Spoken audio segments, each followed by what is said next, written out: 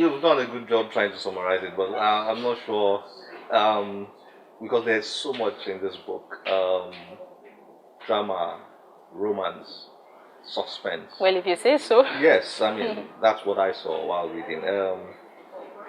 Like I said earlier, twists and turns. We were moving from one generation To another. Yes. We're moving from rural areas to urban areas, and so on. So, how did you learn about the Yoruba culture? Which forms the basis for your story. There's so much of culture there, language, greetings, the river, food, dancing, and all those things that are in that rich Yoruba culture. How did you learn that culture? Did it have to do with your background, how you grew up, or did you have to research and learn those things before you wrote this? Well, my name is Ifeoluwapo. I'm a Yoruba girl, born in the southwest, precisely Abeokuta. Schooled in Abeokuta, grew up in Oshogbo. Then I live in Ibadan now. So you'd say that I've traversed the southwest. But I think what you're trying to ask me is how I was able to capture a village setting, not having had rural experiences myself. And I must say that came from a collection of thoughts that I've had about the village setting, from books I'd read, experiences that some had told me about, from discussions I've had, and even from research itself. Because I could remember at some point that I had to tell a big uncle of mine to drive me to a village. And that person is called Obadimo Jr. And he actually did that. He drove me to a village in Abeokuta. And I was there and I saw the rural life and I got fascinated by that. And I think all of that imprinted a lot in my memory. And then it's in the book.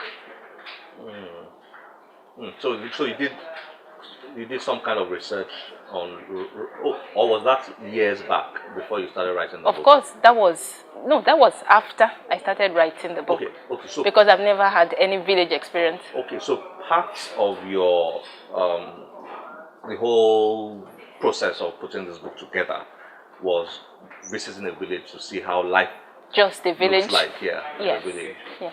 That's interesting because one of the things that is happening now is that we are losing a lot of our stories. Okay. And writers like you, books like this, try to capture those stories, and preserve them for us. Is that the correct way of looking at it? During the launching of this book, the reviewer actually asked why I decided to travel back in time and tell a story about characters in a village, why I didn't join the present writers in writing about Facebook, in writing about Twitter, in writing about every aspect of the social media. And I said, you can't divorce me from my past. Remember, I grew up reading the Chinua Achebes of this world. I grew up reading Sekwan Ekwensi. I grew up reading Elechi Amadi. And I was immersed in that world, fascinated by it, even though I didn't grow into it. So if you look at that past, you'd realize that it actually impressed a lot in the writing of this book. And I also put in a lot of effort too, in the sense that there was a lot of research into it. There was a lot of thought that I had. There was a time I sat down and I thought about myself in a village and how it would be like. And I must tell you that there were some experiences I captured in the book. And during the editing process, it had to go because it didn't fully represent the village life.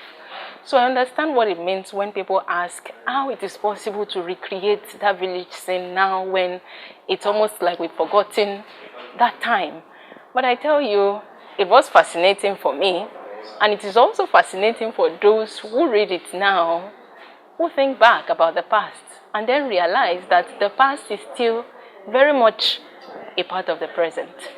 And I think that is also part of the subject matter in this book. So, what's your word to so many young writers out there struggling to get their own books out, in Nigeria?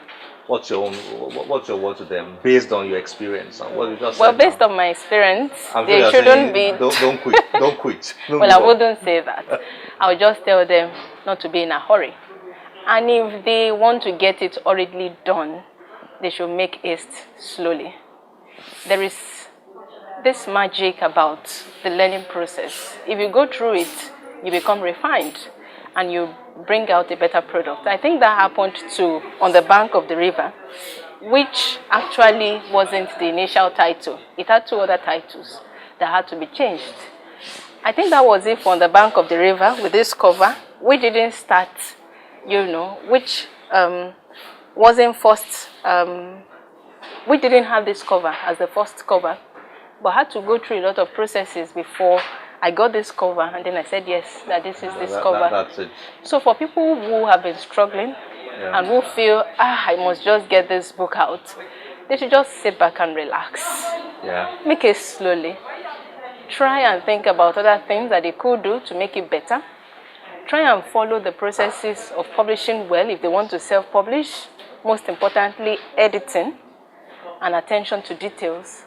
And then I'm so sure after the book is published, the acceptance will overwhelm them. So, are you working on anything now at the moment? This is out now.